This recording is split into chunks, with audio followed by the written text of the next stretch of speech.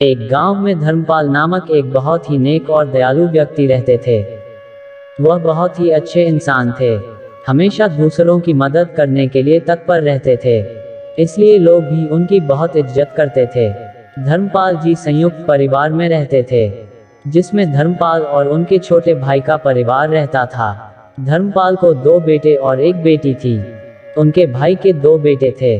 धर्मपाल जी के सभी बच्चों की शादियां हो गई थी और सभी अपने विवाहित जीवन में बहुत सुखी थे। दुर्भाग्यवश एक दिन अचानक दिल का दौरा पड़ने से धर्मपाल जी की मृत्यु हो गई। धर्मपाल की मृत्यु की खबर जब चारों ओर फैल गई तो उनके सभी रिश्तेदार, दोस्त, पड़ोसी और उनके चाहने वाले सभी उन्हें अंतिम विदाई देने के लिए आ गए। बेटी का तो रो रो कर बुरा हाल हो गया था, क्योंकि कुछ महीने पहले ही उसने अपनी मां को खोया था और आज पिताजी भी इस दुनिया से चले गए।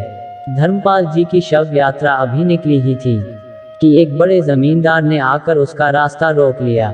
जमींदार के साथ 2 और लोग भी थे जिनके हाथों में बंदूकें थी।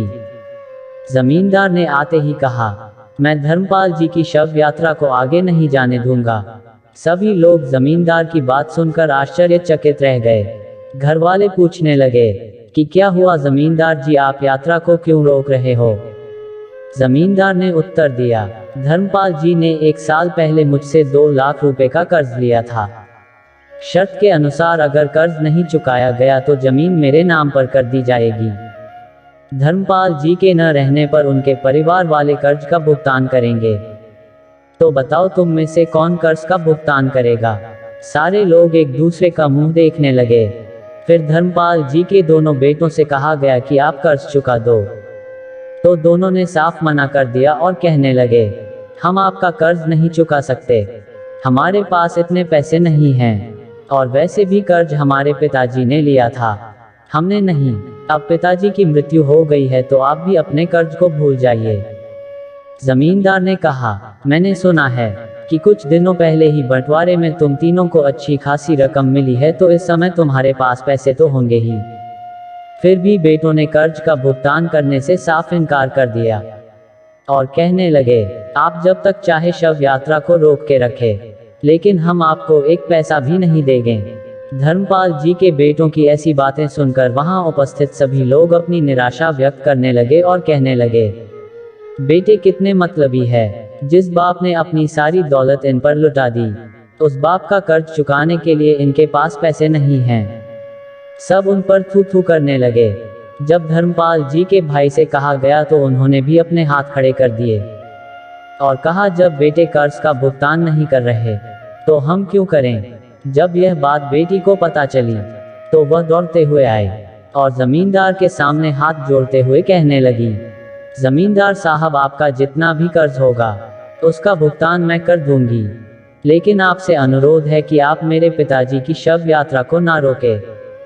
इतना कहकर उसने अपने सारे गहने और जेवर जमींदार को दे दिए और कहा, जमींदार जी, अगर ये गहने बेचने के बाद भी आपके कर्ज का भुगतान नहीं हुआ तो मैं खुद मेहनत मजदूरी करके आपका कर्ज चुका दूंगी, लेकिन इस समय मेरे पिता की अंतिम यात्रा को ना रोके।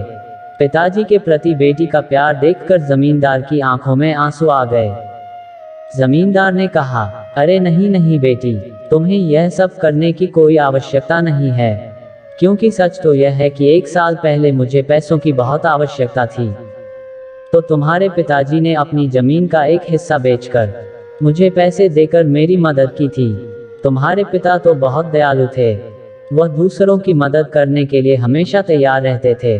उन्होंने मुझसे कभी सूद का 1 रुपया भी नहीं मांगा। मैं तो उनके पैसे लौटाने आया हूँ, लेकिन इससे पहले कि मैं तुम्हारे पिताजी को उनके सारे पैसे लौटा देता, उनका देहांत हो गया। अब मुझे समझ में नहीं आ रहा था कि यह पैसे मैं उसको दूं जो इसका असली हकदार होगा। मैं चाहता था कि यह पैसे सही हाथों में जाए, इसलिए मैंने यह सब नाटक किया।